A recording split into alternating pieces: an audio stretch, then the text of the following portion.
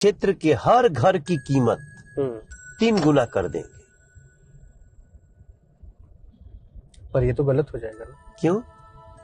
मान लीजिए आपके पूर्वांचल से जो लोग आएंगे यहाँ पे वो तो कभी घर ही नहीं खरीद पाएंगे।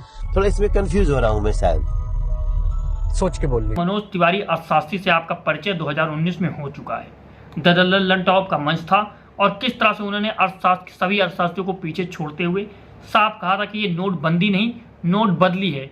उस नोट बदली का नया प्रारूप दे दिया था और पूरे विश्व में उनकी चर्चा हुई मनोज अर्थशास्त्री के रूप में।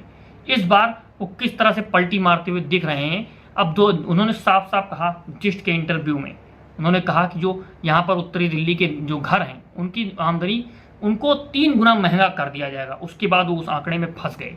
पत्रकारिता कहाँ पर होती कि जहाँ पर क्वेश्चन कर दिए जाते हैं वहाँ पर इस तरह के लोग फंस जाते हैं। ये आप इस वीडियो में देख पाएंगे। साथियों, पहले आप वीडियो को देखिए और मैं आपसे बता देना चाहता हूँ कि इस वीडियो के आने के बाद फिर से थोड़ा सा मनोज तिवारी का मेरे लिए सम्मान बढ़ गया है। क्यों सम्मान बढ़ा है इस पर हम बाद में बात करेंगे, पहले वीडियो को पूरा देख लीजिए आप।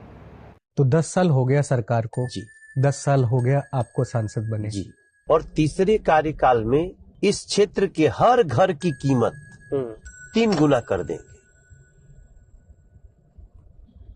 पर ये तो गलत हो जाएगा ना। क्यों? मान लीजिए आपके पूर्वांचल से जो लोग आएंगे यहाँ पे वो तो कभी घर ही नहीं खरीद पाएंगे। थोड़ा इसमें कंफ्यूज हो रहा हूँ मैं, शायद सोच के बोल लीजिए। मुझे नहीं आता। मैं क्या आपको बात बताऊं, इधर हाथ दीजिए। एक सवाल आया है मेरे मन में। 80 करोड़ लोगों को आप क्या करते हैं अभी? फ्री अनाज देते हैं। 25 करोड़ लोगों को आपने कहाँ निकाल लिया है? निकाल लिया है, गरीबी रेखा से बाहर कर दिया है। हाँ। मतलब आप ये कह रहे हैं कि 80, 20, 100, 105 करोड़ लोग 140 करोड़ में से गरीबी में जी रहे हैं। नहीं, मतलब 80 करोड़ लोगों को अगर अनाज दिया जा रहा है, सरकार रेगुलर अनाज दे रही है, इसका मतलब ये हुआ ना कि दिया जा रहा है उनको बीपीएल बोलते हैं, बिलो पॉवर्टी लाइन। तो बिलो पॉवर्टी लाइन का एक थोड़ा इसमें कंफ्यूज हो रहा हूं मैं, शायद सोच के बोल लीजिए। कंफ्यूजन की बात नहीं है, बड़ा सिंपल है। आप सही कह रहे हैं, बिलो पॉवर्टी लाइन ही है। अरे भाई, एक रुमाल देना मनीष। देखो, मैं रो नहीं रहा हूँ, मैं खुशी में मेरे आंसू निकल रहे हैं। साथियों, आपने वीडियो को देखा कि किस तरह से सवालों में वो घेरे में फंसते चले गए और बार बार कह रहे हैं कि शायद मैं समझ नहीं पा रहा हूँ, शायद मैं समझ नहीं पा रहा हूँ। आपसे मैंने कहा था कि मनोज तिवारी का थोड़ा सा सम्मान करने लगा हूँ। क्यों करने लगा हूँ इस पर मैं अभी आता हूँ, लेकिन आप इस बात को समझिए कि किस तरह की वो बात कर रहे हैं, बहकी बहकी बातें कर रहे हैं। कैसे मनोज तिवारी ने पहले कहा था अर्थशास्त्र का पूरा प्रारूप बनाया था, उसके बाद अब ये 80 करोड़ लोगों को अनाज मुहैया कराया जा रहा है, उसमें वो फंस गए।